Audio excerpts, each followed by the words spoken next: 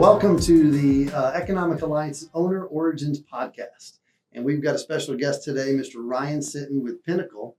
And we've got a lot to learn. And so to start things off, to get things kicked off, Ryan, tell us about Pinnacle today. Tell us where you're at in business and everything, and then we'll start to go backwards from there. Yeah. Well, first of all, Pinnacle is an engineering / technology company. And I say that because from the outside, we go, oh, you guys are an engineering firm. Oh, no, you guys make and sell software. We are both. And in fact, if we're describing ourselves with our own lexicon, we would say we're a solutions company. And what I mean is we go into big industrial facilities. And I think refineries, chemical plants, mining facilities, lumber mills, baby food, bottling facilities. Anywhere we have a bunch of machines that all have to work together to bring something in the front and send something out the back. We implement or set up the reliability program so they know when to monitor, when to do maintenance, when to inspect, when to do upgrades, what spare parts to keep. Mm-hmm. As you can imagine, with just a few assets, that's not that complicated. When you're talking about thousands of them and thousands of different maintenance plans and spare parts, it's incredibly valuable to do that really, really well. And so we started 20 years ago doing this, and we're still doing it today. And we're called 500 people, do business all over the world. And when I say all over the world, I mean, literally, we have an office in Europe. We do business all over North America, Canada, Middle East. We've done work. We've got customers in Asia, Australia, South America. So we've been really blessed. The company has just grown like crazy over the years. And the thing I'll add is, for the first probably 15 years we were in business, we focused very heavily on implementing what I would call very traditional programs. Yep. And this won't mean anything to most of your audience, but if I said risk-based inspection or reliability-centered maintenance, these were programs that had been developed over literally decades. And people were still in the early 2000s and 2010s and teens, largely doing those programs the same way, but not at scale. Mm-hmm. So we built our business on going in and doing these instead of onesie, twosie, doing it for lots of assets at one time, going in and mining all this data and building these programs. When I say programs, building the management tools and systems. Well, about 7-8 years ago, we started realizing, man, we need to be doing this better. We need to develop some more advanced analytics and ways to integrate data. So it really, before data was really sexy, we started doing it. And so we built. So we say about insurance too. Exactly, yeah. We started building a more modern solution that we call quantitative reliability optimization, or QRO. And so now we are going out and implementing the most advanced data analytics systems you've ever seen, and literally some of the most complicated models on earth. And it tells us about all these different thousands of assets and tens of thousands or millions of data points, and how it helps us figure out what to do, when to do, where the risks are. Mm-hmm. And so that's our business today, and we continue to grow and put out new products and systems and help the world be more reliable. Absolutely. That's fantastic. And so for here today with a multi-million-dollar global company with hundreds of employees all over the world, let's go back to the beginning. Let's go back to Ryan Sitton growing up at home, and you grew up Irving? Yes, sir. Okay. And tell me about the household growing up in the Sitton house, you know, as far as what was life like then? Yeah. And there's actually a lot of nuanced parts of the story, but my parents were both teachers. Mm-hmm. In fact, to give you a little bit more backstory, my parents were both the first people in their families to go to college. And my dad, and I share this very openly, my dad actually was the son of two really severe alcoholics. And as a result, this is a guy who, in all my years, I have met unbelievably brilliant people all over the place, hard workers. My dad might be the smartest man I've ever known. Really? Yeah. And here's a guy, like I said, parents both alcoholics. He and his older brother, both very much from a young age, had to kind of fend for themselves. Mm-hmm. Dad went off and went to college, got his undergrad in math, and got a minor in physics. He was interviewing for jobs, and at the time, he is 76 today, 77 today. Mm-hmm. And so this is, however long ago it was, 50 something years ago, he's out looking for jobs. And the schools were saying, what we really need is science teachers. I see you got this minor in physics. You should teach that. So he starts saying he could teach it. He goes back and get a master's in physics. Mm-hmm. And this guy, he is a physicist. It's so cool. Yeah. So here I am. And once again, first guy in his family to go to college, gets his undergrad, his master's in physics, has taught physics for 45 years. What grade? Like He taught. He taught junior high, mostly high school, and a little bit of junior college. Okay. So he taught all of those. His main focus was high school. He taught high school physics, and at big like super like 5A and 6A high schools in Irving. And man, brilliant man. And so my whole life growing up, the cool thing, the something you just cannot take, you can't understand how powerful this is. Imagine growing up your whole life next to a guy that's just brilliant, but who also is a do-it-yourself guy. So anything ever happened around the house, he fixed it, right? Water heater broke, car needed repair. I mean, I don't remember a repairman ever showing up. Dad would figure it out. And so I got my whole life to be around that. Right? Yeah. And his love language, have you read the 5 love languages? Yeah. His love language was teaching. So man, all the time he's teaching me stuff. And so I learned from the day that as far back as I can remember, anything that needs to be done, you can figure it out. Yeah. Like that was just the mindset in our household. My mom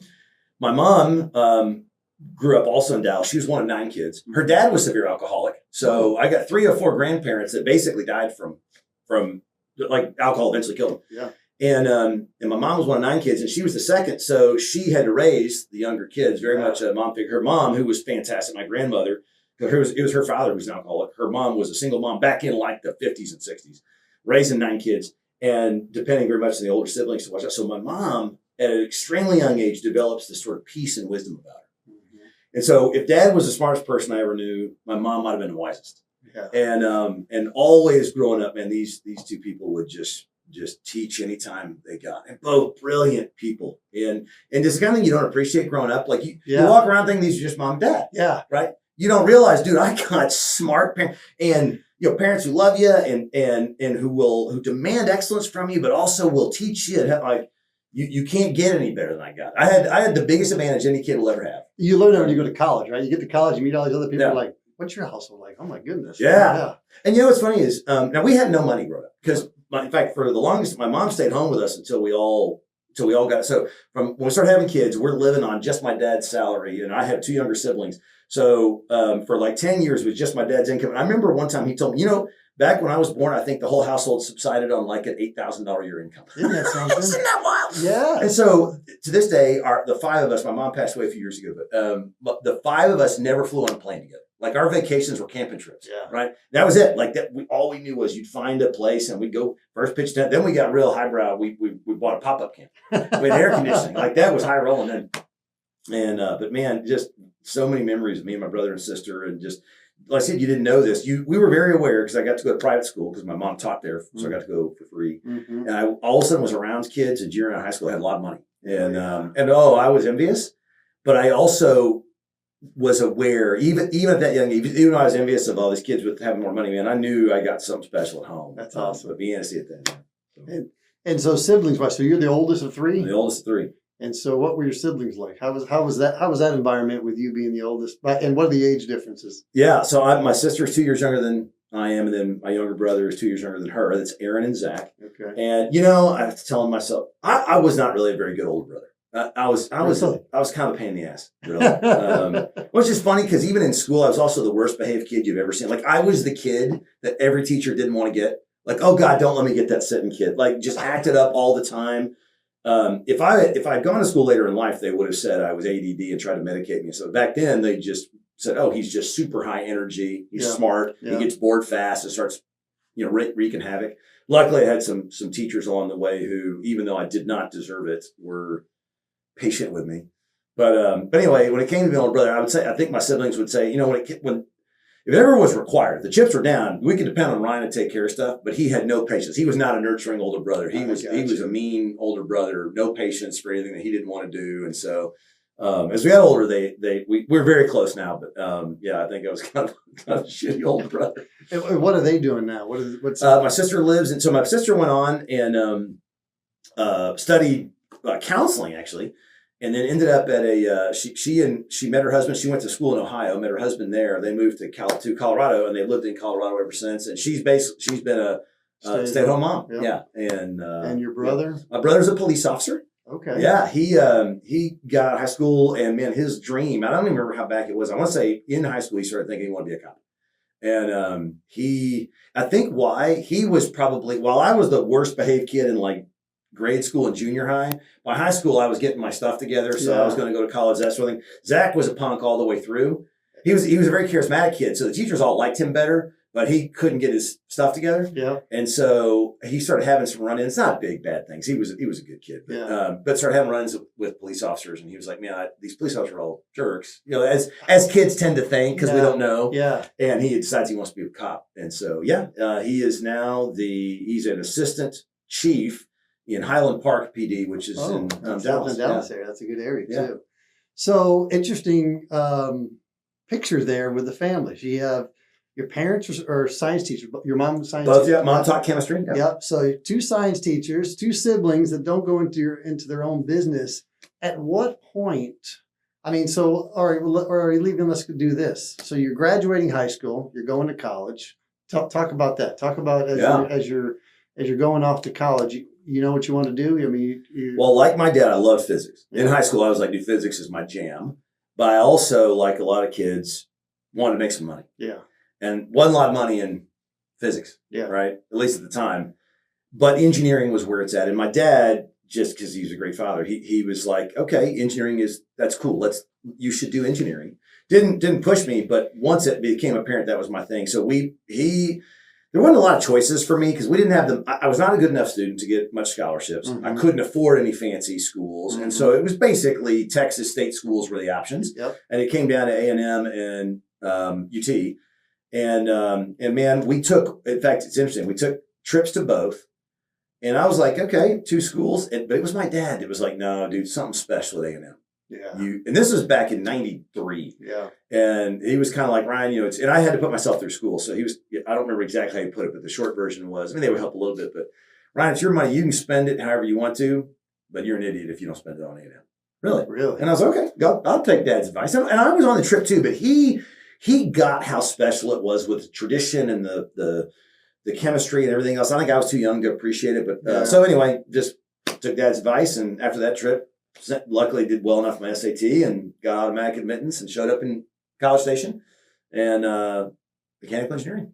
So, and that's interesting too, because typical engineers, they typically just want to crunch some numbers and be left alone. But that's not obviously your personality in that capacity. But you get in there, you get a mechanical engineering degree, right?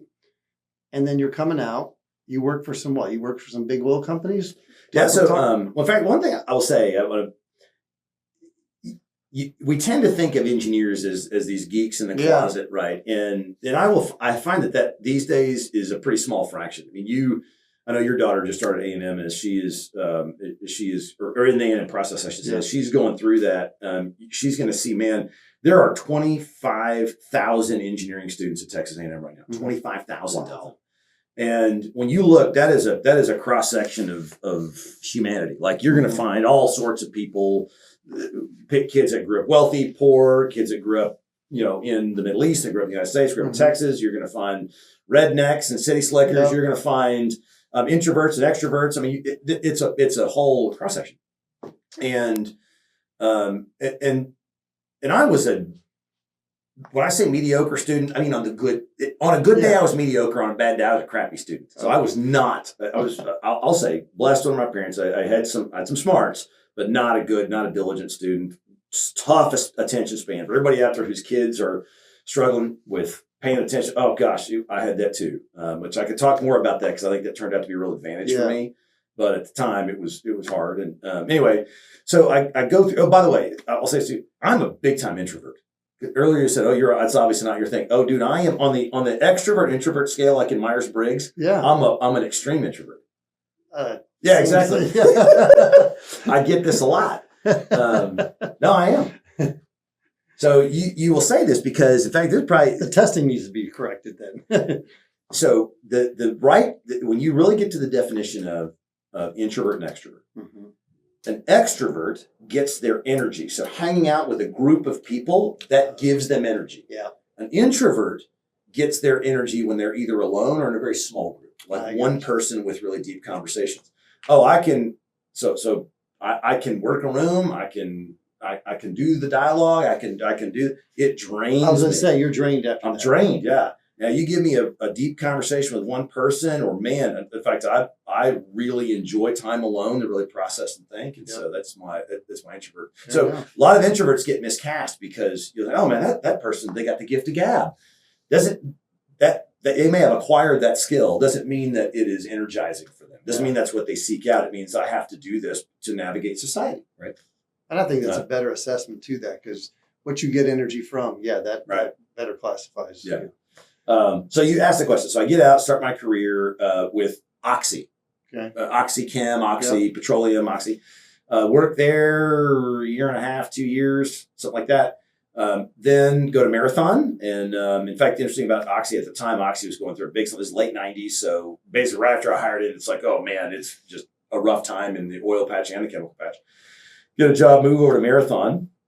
Worked in their refining group for a little while, got a little bit of exposure to upstream, but worked there for a couple of years. And then, my third job out of college was to go to a small consulting company. And it was called Berwanger, and Berwanger specialized in safety system analysis. Mm-hmm. And I sort of was I won't say an accidental hire, but like, they needed, we need somebody that does that mechanical stuff because it's mostly chemical procedures. We've got some detailed engineering work. Let's hire some mechanical guy to run some projects. We'll hire him and ship him off to Australia. That literally is what happened. And that's how I got into the small business world, and very different. But man, that was my first exposure to the entrepreneur. The guy who founded and ran Berwanger, a guy named Pat Berwanger, brilliant man, super eccentric. Houston based. Yep. I didn't get to know him at first. I wouldn't really meet Pat and get to know Pat for probably a couple of years, maybe a year and a half. But that was my first time to kind of get, here's a guy that's thinking much bigger than just his job, thinking much bigger than just the group of people that he manages. This guy's thinking about like things on a big scale, and not the company wasn't that big. I think when I was fired in 2006, the company was probably 200 employees, something like that. Mm-hmm. So maybe not even that, maybe 150. I mean, it was a good sized company, but wasn't huge, but man, still compared to Oxy and to Marathon, and even compared to Pinnacle today, at our biggest was not near as big as we are. But yet, doesn't matter. Pat was thinking on things at this scale. If you're serving companies of this size, I mean, at some point you think on that scale. And that's my first time to really be around that. Mm-hmm. And Pat was always super gracious to spend time with me. Once I got to know him, sometimes I'd go in his office and I just would have something on my mind, and he would tolerate me sitting there. I'm not kidding, for like 20 minutes without really much to say, just kind of chatting. And I could tell he was like, Ryan, do you have something you want? But he was gracious. And I think that allowed me to absorb a lot from watching how he thought. And that shaped me a lot in terms of my entrepreneurial journey. So that had been 2003, 4, 5, that sort of thing. So what was the driver at that point? You worked for a couple of big companies. Now you're working and you're seeing what a small business operates like. What was suddenly, did you start to think about it at that point as far as... Well, had you always known maybe in some capacity that start my own company? Yeah. No, absolutely not. In fact, I thought when I first got out of school, I'm going to become a big wig at a big company. Okay. I just figured that was my thing. It sounds derogatory to say it. I can play this game. I know how to advance. You guys are like, oh no, you know how to do the gift again. Yeah, I can do that. And I'm smart. I'm a hard worker. I can go out in plants and drive turnaround, stuff like that. So no, it was going to Berwanger. And a couple things that were really, really specific that happened. One was some opportunities came to Berwanger to do a different type of work than Berwanger had done historically. It was mechanical integrity work. And I thought, man, we could do this. I mean, I had a little bit of background in it. I could see what was happening out in industry, that there was this there was this need. The current providers, the current market was not being well supported. We could do this at Berwanger. So I talked to Pat, and in fact, I brought Pat a business plan.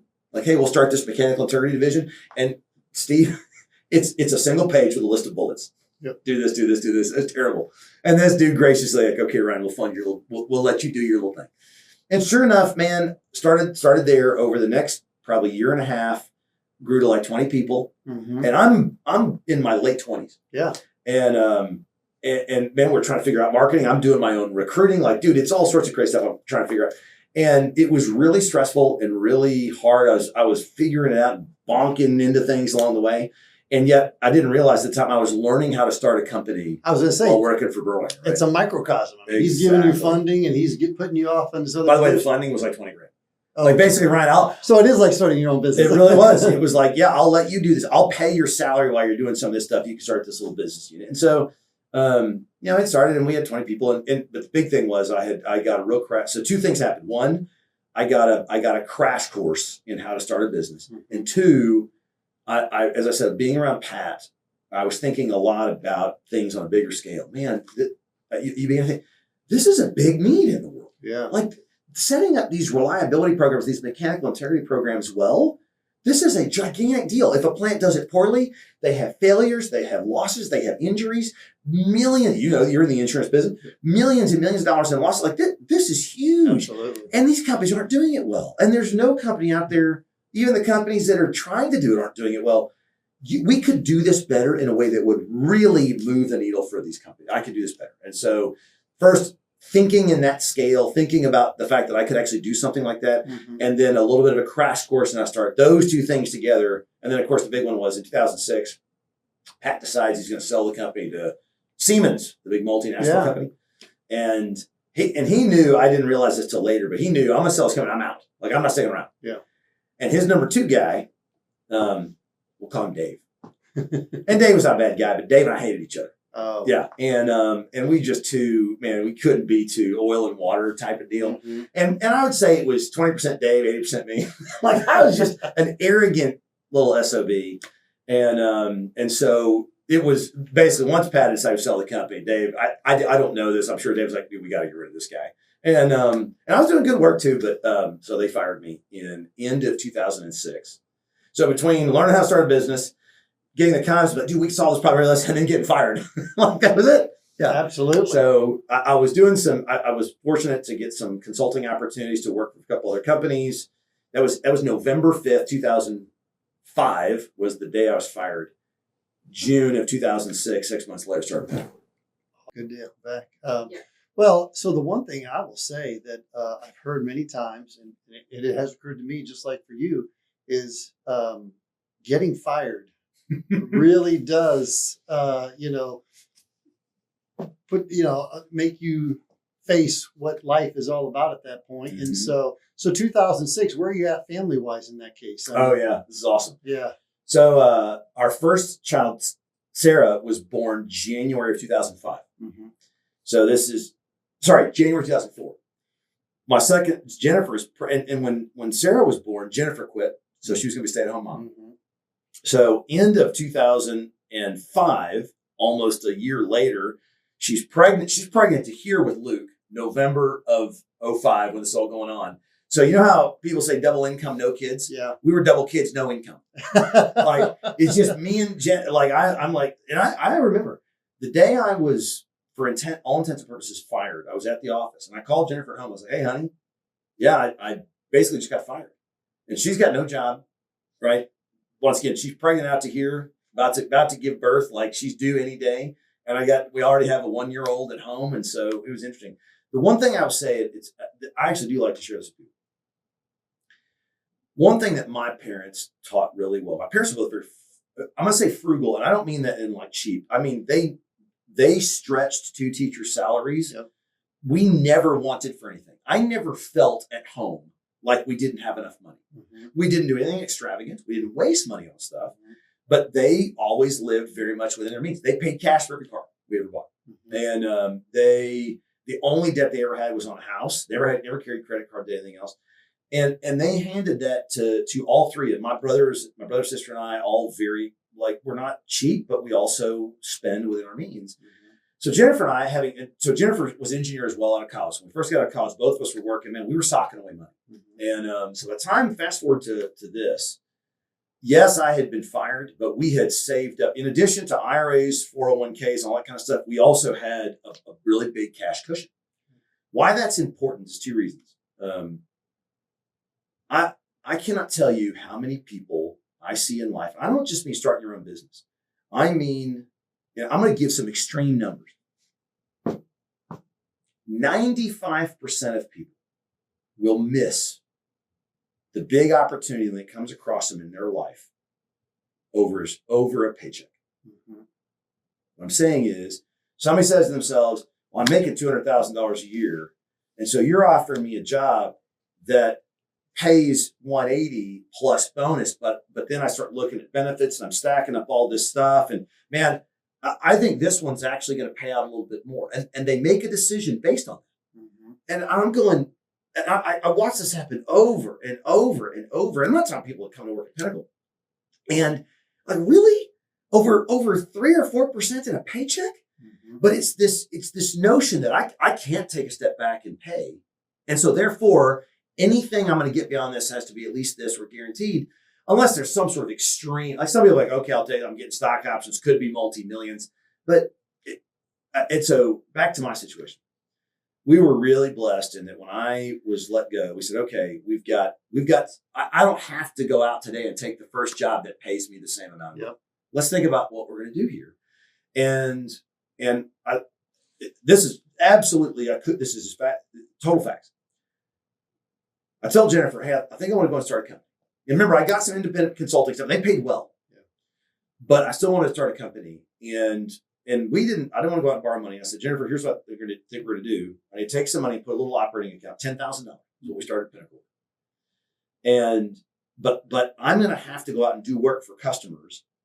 And keep in mind, in this world, honey, I'm talking to my wife, hey, baby, I'm going to do some work for a month and then I'm going to bill the customer. They have a month to pay. Yeah. Like I'll be working for 2 months before I ever see the first dime. And then I may need to hire an employee. So I went 6 months without a paycheck. Mm-hmm. And the way she and I talked about this is we've been saving up for a new minivan, right? So I had the minivan fund. I think it was like 40 grand. The thing was, we were going to bleed down the minivan fund. And we had agreed that if this money bleeds out all the way, then I'll go out and get a job. Like we'll bleed down. We're not even going to get 401k, IRAs or anything else, just all of this sort of cushion.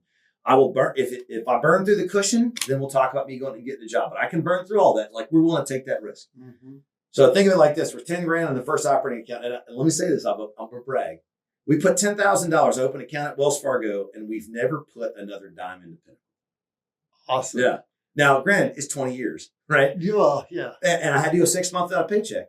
And then when I first did start paying, I paid myself $85,000 a year for like a year. So we weren't getting rich. In fact, we'll talk more about this, but it was a long time. It was 8-9 years before Pinnacle was paying Jennifer and I would say it was at least 7, 8, 9 years before we had made more at Pinnacle than I could have made working a job. Maybe 10. Yeah. It was a long time, right? Now, by the time you get to it, you could see it coming, but that was the benefit of really being frugal with money, not frugal, spending within our limits, living within our means, the benefit of that allowing us to pursue opportunity. Yep. That might have been one of the best business gifts I ever got. And it was just my parents teaching us how to live. And as I said, I think a lot of people, unfortunately, don't get to capitalize on that opportunity when it comes because they don't have that.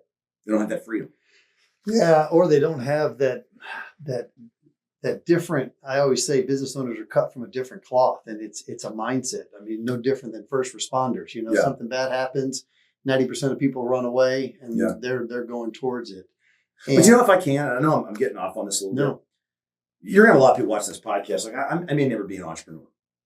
I'm even talking about the opportunity just to do something different, even in a job. Yeah. Like someone may say, man, that sounds like a really exciting place to be, an exciting company to be at, doing exciting things, but I'm making whatever, $200,000 a year, and they can only afford to pay $175. I just can't take that step back. Exactly. And I go, man, how much would you give?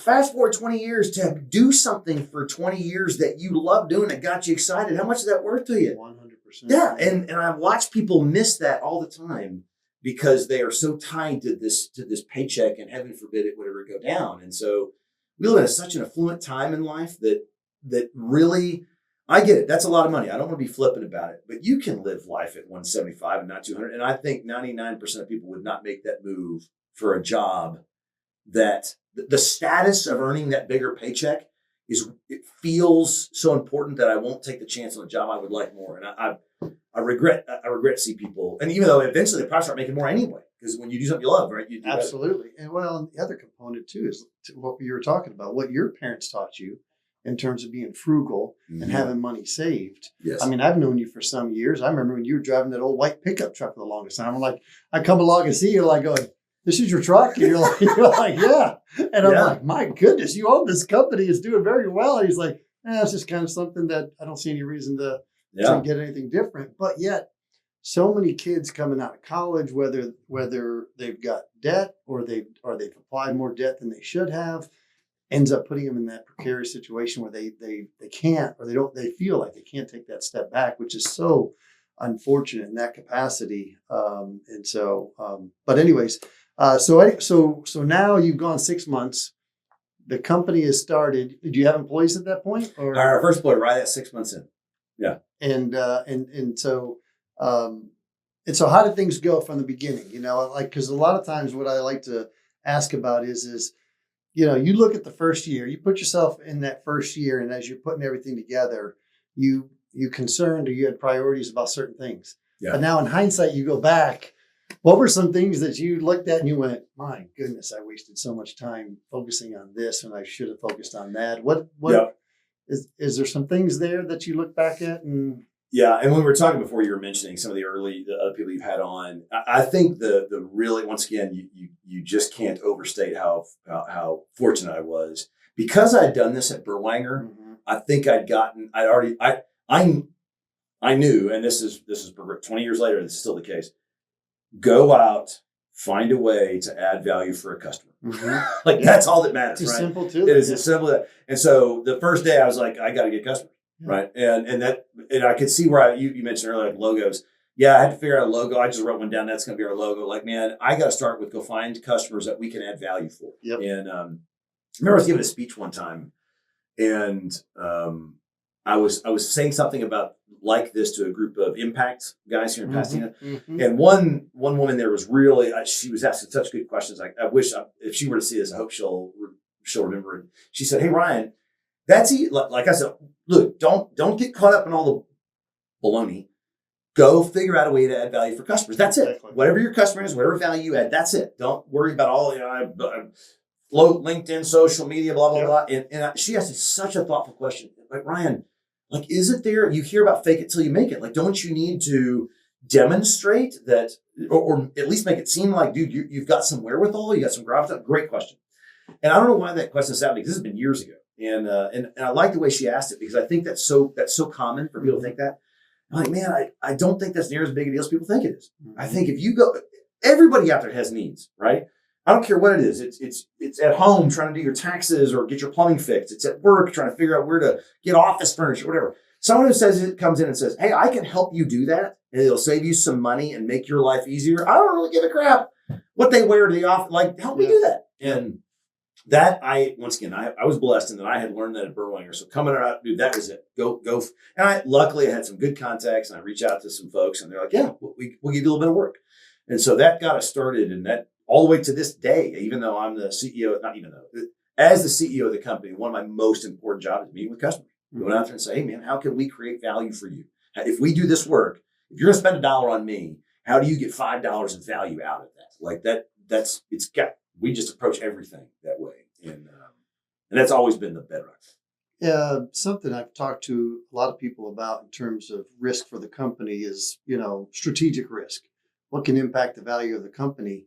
And I've always said business owners have a unique ability. Some of them very financially understanding of what they're delivering and can handle all the math behind that, or others know the industry, or they've created a unique product. If you had to sit down and assess, what is Ryan Sitton's unique ability that he brings to the company, what would that be? When you say the company, to Pinnacle or to our customers?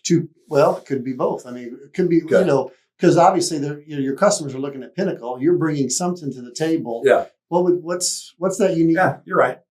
In fact, I was going to say, as your good challenge or good question, I would say that there's a few things that I do really well. One is, it's interesting because this comes from me being an introvert, not an extrovert. As an introvert who really sort of thinks deeply about stuff, I can be deeply empathetic. Mm-hmm. So when I'm watching a customer or watching an employee, watching a team member, can really think deeply about, okay, why are they thinking about that? Why are they feeling the way they're feeling? Like what are they going through right now that is causing this to happen? So then when it comes time to say, so that one, coupled with the fact that I know our space really well when it comes to reliability and Mm-hmm. machinery and all this kind of very complicated stuff. I know it really, really well, but I can explain it or relate it to people in really simple terms. Mm-hmm. So and people at Pinnacle will say this, and I think they're right. Like, man, Ryan's superpowers. He simplifies stuff down to the notion that what's the problem at hand, what's the issue in front of us, the challenge we have to solve. And so when you're empathetic, once again, whether it's with people at Pinnacle or with customers, whatever, and then you can boil this complex stuff down into a simple thing that we can work together to solve. I think that aligns people in solving problems together. You didn't ask this, but I can't say that without saying, now there's a whole lot of other things that have to happen, right? Like I may say to a customer, oh man, I see you've got this problem and we can fix it doing these things. These are really complicated. Our teams can make it easier. Like, dude, this is awesome. Let's do that. Well, then you have to build out really detailed project plans and deploy work teams and track progress and really do detailed follow through. I'm not good at all that stuff. So luckily, there's lots of people at Pinnacle and we combine in very, very strong teams to do that. But, you asked about what I was good at, and I feel like I also got to give a disclaimer. I'm also really bad at stuff too. Well, no, and that was one of my other questions. As you, what is it that hinders you? And so obviously, when it gets into all the I don't know what you want to call it, the admin part of all the work or whatever, the data, I would call it the blocking and tackling and sort of the grind. Yeah. Which is really what makes it happen, right? You can do all this cool analysis and all this cool systems and everything else, but there is a cadence to this, right? And you got to come back to it over and over and over. And I can do that for myself, but doing that for groups of people that I lose my, hence my introvertedness. Like some extroverts can say, man, I'm going to sit down with the team over and over and over, and I'll make sure the team is continuing. Good managers are really good at doing that repetitiveness with people over them to keep that cadence. And I was going to do that on an individual basis, but when I start doing that with people, it's not my strength. Well, and obviously you can see the reflection of your parents, given the fact that what does a good teacher do? They can take a complex thing and simplify it to where everybody can understand it from that standpoint. So absolutely. So good to see that reflection in that area. And so you've kind of dabbled into a couple of different things, while business is growing and doing well. Tell us about politics. What got you into politics, and what did that teach you about being a business owner and such? Man, such a good question, and I want to give it its due. Really talk about it in a way that makes sense.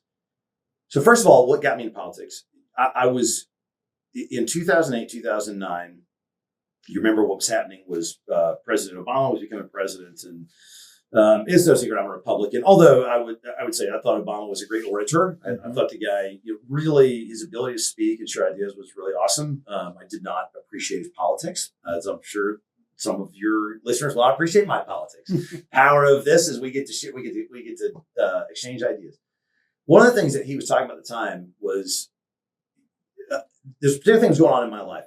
I was starting Pinnacle. We were at 3 or 4 years in. We were just beginning to see some real profits.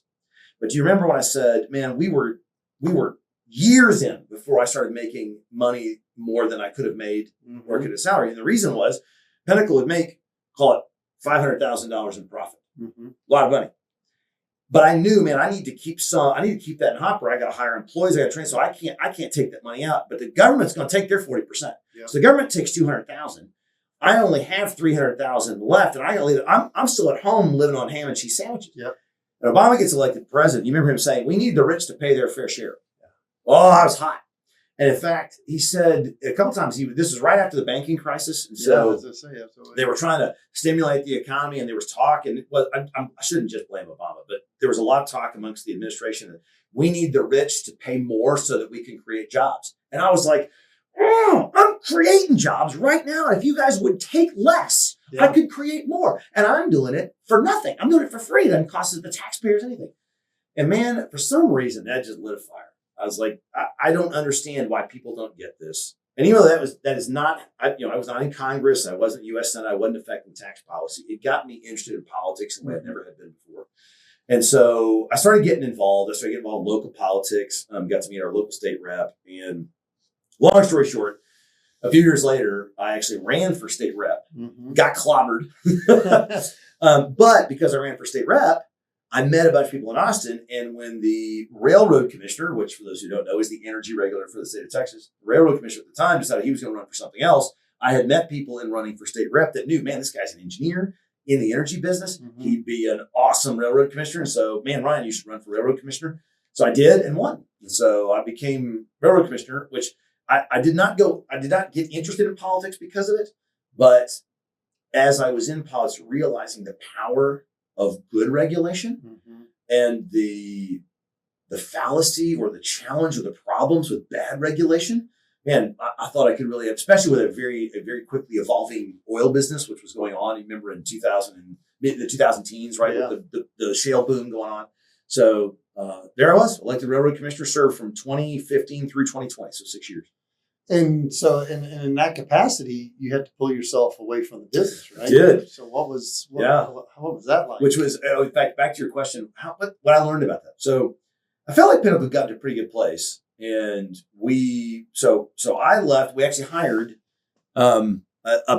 we hired another CEO. Mm-hmm.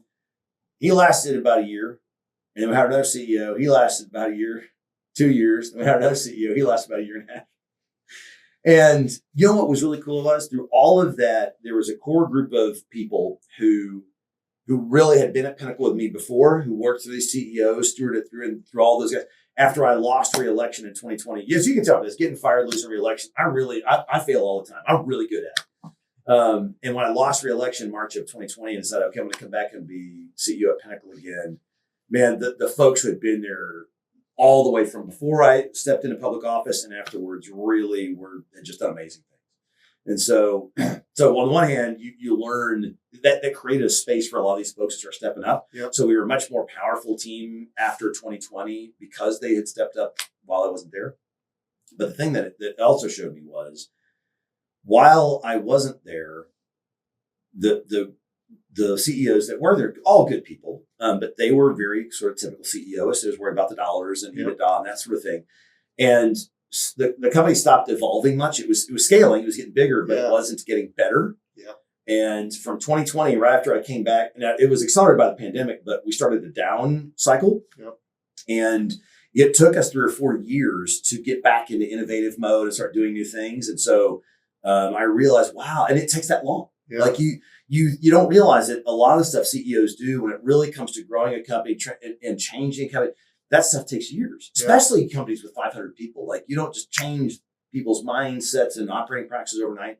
So if you look at Pinnacle today versus say 8 years ago, dramatically different company. And it took, I think net me leaving and coming back had as many gains as it had shortcomings, but the things that we realized were, wow, that drive to keep transforming and evolving, when that was gone, we paid for that for years after I came back.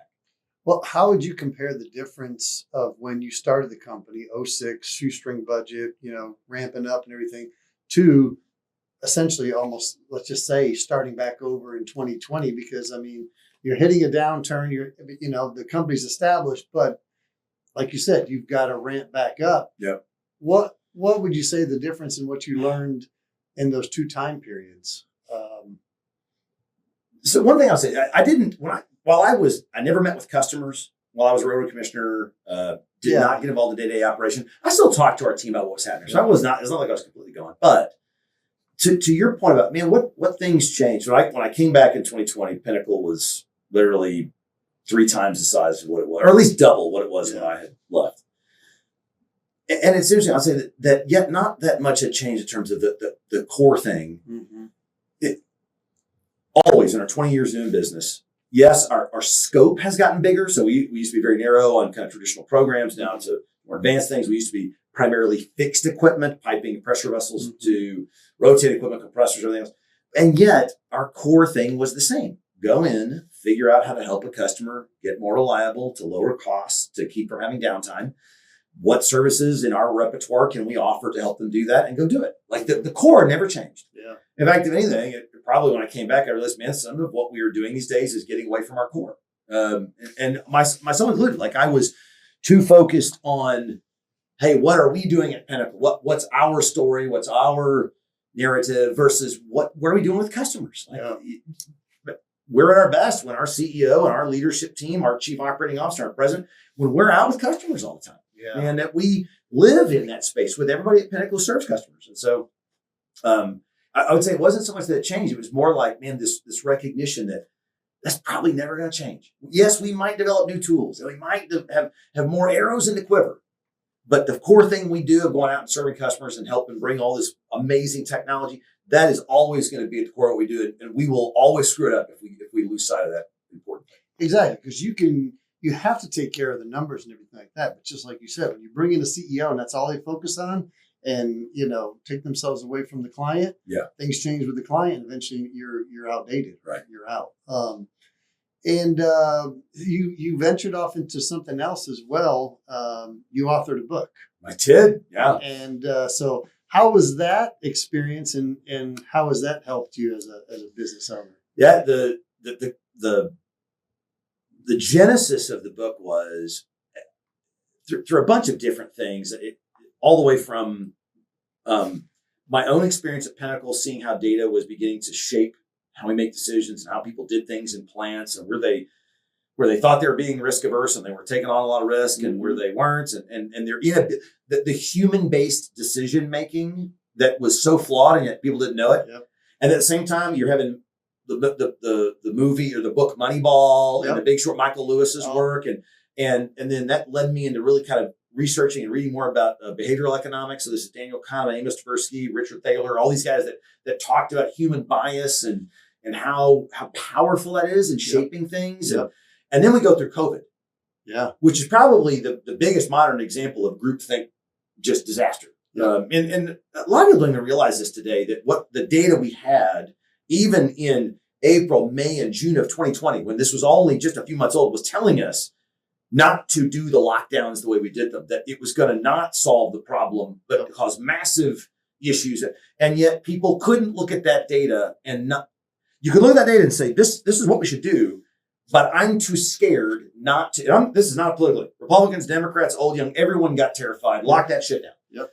And yet the data said not to do that. Mm-hmm. But the ability to look at that and say, let's try to be logical and not fearful, man, really hard for human beings. So that, after all that, I was like, I got to write a book. And so I did. And so wrote the book called Crucial Decisions. And it talks about how to use data to help frame up decisions outside of just the emotional state, and actually pull on refineries, baseball, and COVID. And I use these examples. You used insurance too. I read some. That's right. I did. I enjoyed that section. This is really good stuff. My friend Steve Cody. Yeah. So that was the genesis of that book, was sort of pulling all those things together in a way that, man, it is shaped. And it was almost, I didn't write it this way, but it was really very much like, dude, this is what I do. I try very hard to not make a decision just based on my gut. If my gut is telling me something, at a minimum, I try to say to everybody, hey, everybody, this is just my gut talking. So the rest of the leadership team, don't listen to Ryan's gut. Don't be like, Ryan said so. No, I'm going to try to pull on data. You guys, we should challenge our guts with data all the time, because our guts are going to be wrong just as often as they're right. That is famous. I think it's Warren Buffett saying. Warren Buffett says, hey, I make decisions just like everybody else, and I'm probably wrong. Why I am the wealthiest man on earth is I'm right 54% of the time, whereas everybody else is only right 48% of the time. Basically, he says my gut is mostly wrong. Yeah. Or not mostly wrong. My gut is wrong, just like everybody else is. I'm just right this much more. So to believe that, he's some sort of, oracle. See, no. And his thing is not to try to use his gut, because we human beings are terrible. We are at making emotional objective. creatures. We are emotional creatures. Yeah. Absolutely. So that was the book. And we use that. We try very hard. Our culture at Pinnacle is, we don't just listen to gut, whether it's with our customers, it's in a business decision, in a leadership team meeting. Let's try to challenge that with some sort of something to see if we can challenge our notion. Anything worth mentioning with a lot of other little ventures you've dabbled into? I know you've dabbled into a few different things over the years. Yeah. Talk about some of these other, I don't know if I'll call them smaller ventures, but you have another, resort, so to speak, that you own. But you've also done a few other things that, over the years that I've heard about. And talk about those things. Talk about, man, we've tried. I don't like the term serial entrepreneur, and nothing wrong with that for other people. I don't like it for me. And the reason I say that is, a lot of people who start a business, and you'll know this, Stephen, once again, I'm not slamming this, good for people that do this, but they start because at the end of the day, I'm going to start this thing, blah, blah, blah, over 5 years, flip it, make a lot of money. And I never want anyone for a minute to think that I think that is my value set. Mm-hmm. My passion is not, I would much rather, in fact, I'll share this publicly about Pinnacle. My plan and my wife's plan with Pinnacle is that our kids will not get Pinnacle.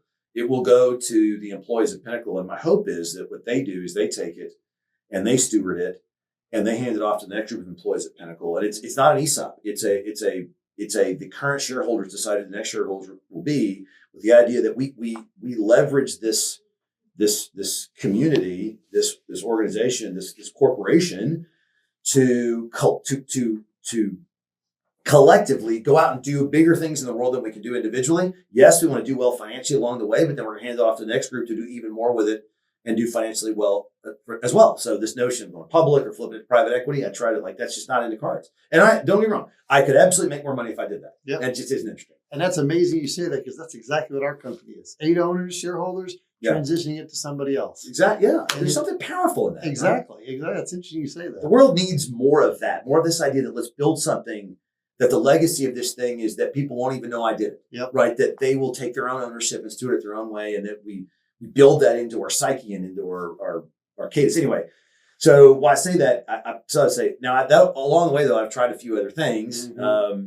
You mentioned the real estate business. We own a really awesome mountain resort up in the Smoky Mountains. It's gorgeous, my favorite place on earth, and it has become not only our sort of family retreat, it's also it's become an actual pretty successful little business. Mm-hmm. It's arguably one of the premier destination wedding spaces, wedding 400 acres, 450 acres now. We've got a big lodge, 40 bedrooms up there, all these different cabins, and just the most beautiful mountain setting you've ever seen. This gigantic event center and amphitheater, and we got our own chef up there who's fantastic. And we'll do 30 weddings this past year. We'll clip that a little bit next year. And I want to share something about this. You would think, oh my gosh, reliability data systems and a mountain wedding destination venue at least have to have zero overlap. When you ask yourself the fundamental question, what is the fundamental thing that our business does? When I'm going in as with Pinnacle to talk to a customer, I am not going in trying to sell them my reliability solution. Mm-hmm. What I'm trying to do is solve their problem. I'm trying to say, okay, you have something you're trying to achieve in your plant, and how can I use what's at my disposal to make that happen? Yep. At Sugar Hollow, we realized recently our sales process wasn't as good as it needed to be. And I think because we have a couple of really young, passionate wedding planners, but they were trying to convince them to do weddings with us. Mm-hmm. Don't do that. Find out what their vision is for their wedding day, and how can we put everything that we have at our disposal to make this happen for you. Yeah. And it sounds like the same thing, and it's not. And it's funny, it took me like 5 years to figure this out, but these core ideas, that these transcend business, they transcend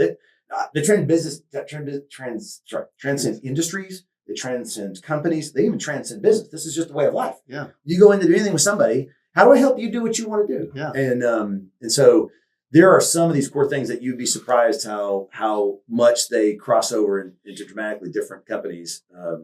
We were, for a minute there, we started a tricycle company. Yep. I remember that. Yes. And epic failure. I will say this.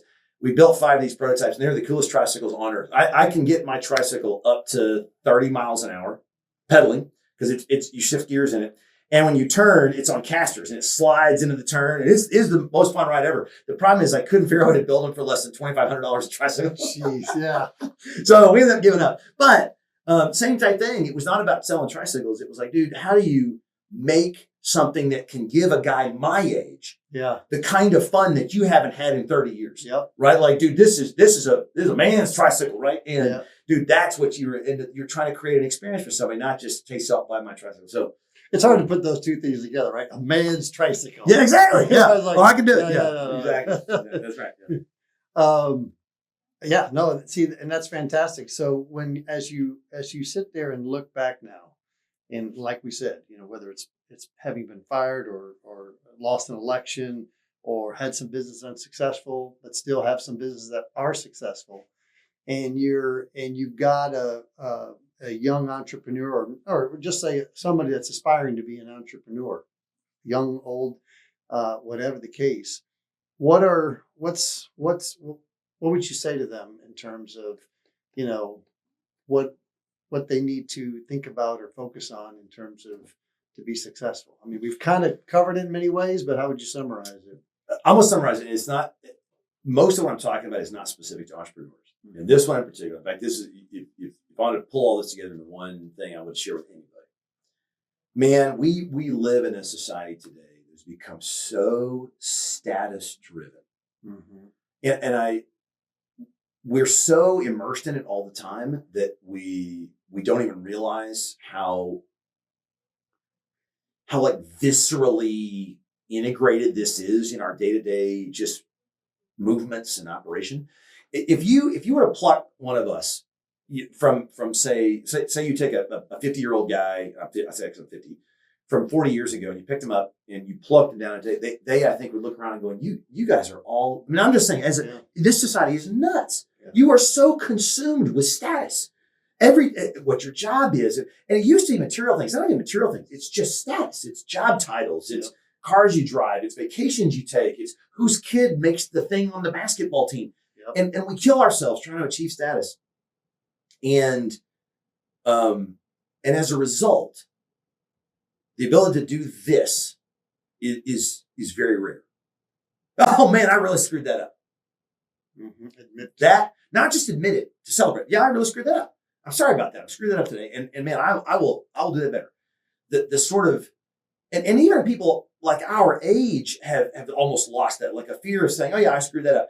There's like this, there's ways people talk around it. Like, yes, we should have done that better. There's this term we versus I. We also hesitate to say somebody else. Like, no, dude, I demand better of you. And that, I believe, back in our father's generation, that was just table stakes. Yeah. You would say, I screwed that up, you screwed that up. I don't want to feel bad about it. Yeah. What did we learn from it? Yeah. But because it's so hard to excavate this, because heaven forbid I say somebody failed or I make somebody uncomfortable, we learn so slowly. Yeah. And the status is keeping us. And so, yes, entrepreneurs have got to be better at this. They got to be willing. Oh yeah, I screwed that up. I should. It's a long list. Screwed that up. Screwed that up. And even when they may say, yeah, 90% is somebody else's fault, gives a crap. I screwed up this 10%, and that's the part for me to learn from. Yep. But once again, this is not limited to entrepreneurs. This could be school teachers or doctors or construction workers. Anytime anybody's going through life, how we parent, dude. I mean, I'll say this. I absolutely screwed up as a parent, big time. I think my number one script as a parent, I can't, if I were to go back in time, I'd tell them, do not let your kids have cell phones, and do not, Ryan, this is not a lecture, anybody else with me. Ryan, do not give your kids those cell phones. Do not let them on social media near as early as you did. I think we are learning now the kind of irreparable damage that's doing to kids today. I screwed that up. Yeah. And because I can say that, I can say, okay, now what do I learn, and how can I help my kids do better with their kids? And yet there's this unwillingness for people. People say, but I had to let my kids on that because everybody's kids were on that, and they'd be so surprised that they weren't. The peer pressure. Yeah, it was fine. I'm not saying that that's not a real thing, but our unwillingness to say that is it really prevents us from getting better and learning fast. And that is the thing that, man, your best entrepreneurs, your best leaders, your best everybody, they are figuring out a way to get away from that status and say, I screwed that up. Yep. And I'm going to learn from that quickly. Those people are unstoppable. And over the years, how's Jennifer played a role with you? In so many ways, I cannot enumerate. One, Jennifer is a rock. I mean, you've never seen or heard a more supportive spouse, especially for somebody who is crazy like me. Like, man, I'm going to do this next crazy thing. I'm going to run for public office. Okay.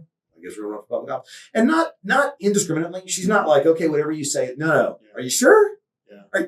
No, really? Are you sure? Man, what are we going to do about this? She'll challenge, but in the end, man, okay, I'm on Team Ryan.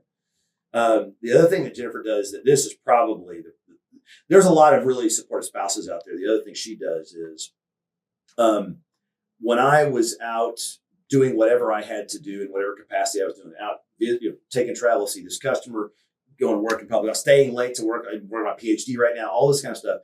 Jennifer is like, well, I will figure out how to make everything work at home. even though growing up, Dad fixed everything. So starting off in our marriage, I fixed everything. But as this stuff started taking off, I didn't have that time. Jennifer figured out how to do it. She would call repairmen. She would do whatever we had to do so that I could spend time other places. Do you know that we had a refrigerator that broke twice, and Jennifer Sitton took it apart and replaced a circuit board? Well, she's an engineer. Hey, not that. Yes, but still, how many engineers would do that? No, she figures this stuff out, and she made stuff happen at home, and would have dinners ready and everything else, so that by the time I get home, we would still have family time, even though I was working 60, 65, 70 hours a week. Yeah. So yeah, she made our home life really lovely and awesome, even though we had all these different things taxing our time. So without her, I might be a successful entrepreneur, but I would not be a happy one. Yeah. Will any of your kids own a business, do you think? I don't know. It'll be interesting to see. You got 3, right? 3, Sarah, Luke, and Lance. What's their I don't ages think Sarah is 21, Luke is 19, and Lance is 16. And it's hard to say that when I was at their age, you would not have looked at me and said, "Oh, he's clearly going to, be an entrepreneur someday." And they're like me, I think, find their own path in life. We are not pushing them to get involved. And at Pinnacle, not only not pushing it, only you guys need that. You'll have to decide that on your own. My sons, both of them have gone up. Luke has gone up 4 different summers. He goes up Sugar Hall and works up there. And so they're taking more of an active interest. It won't surprise me if they take over and run that. They have a passion for it, especially Luke does. Lance does too. They go up there and work in the summertime. It's pretty neat to see that. Mm-hmm. So I figure they will do that, but whether or not that doesn't require full time. And so whether they choose for that to really be their profession or be something they do, as a family, I don't know. But I imagine they will do something, but it's too early to tell. Yeah, if that will really be their calling. And I'm a spiritual guy, so I tend to look at it from the lens of intentionality as opposed to being lucky. Man, why did God give me this set of things? I don't know why. Why would I be born to such amazing parents? Why would I be born with a decent intellect? Why would I get such an amazing wife I get to meet? Why would I get to go through these series of failures that taught me lessons and then get around and get to be, man, I don't know. But I sure am blessed. And that is I have underappreciated, at least early years, how seeing that and being aware of that is just a joyful way to be. Like, man, I was pretty arrogant probably when I was in my 20s, full of myself. By the time I get in my 30s, especially my 40s, I'm like, no, dude, you're not, you've been blessed. Like, and wow, I don't know why, but oh, wow, that's really awesome. And that is, I hope people, when they get in life, get a chance to take a step back and go, wow, here are all the ways, if you're a spiritual person, here are all the ways the Lord has blessed me. And that I don't know, it gives you a different perspective on how to do things in life that I feel like is always good. Yeah. So that'd be the last thing I'd share. It just came out of that last question you asked me. Yeah. And I would say, everything you're talking about here today proves the old Vince Lombardi, quote, which is, 95% of opportunity requires effort. Yeah. And not everything's just going to fall on your lap. You're going to have to do something with it. And so with that being the case, I want to thank everybody for joining us. Thank you, Ryan, for coming out. And we will see everyone on the next podcast. Yeah. Good deal.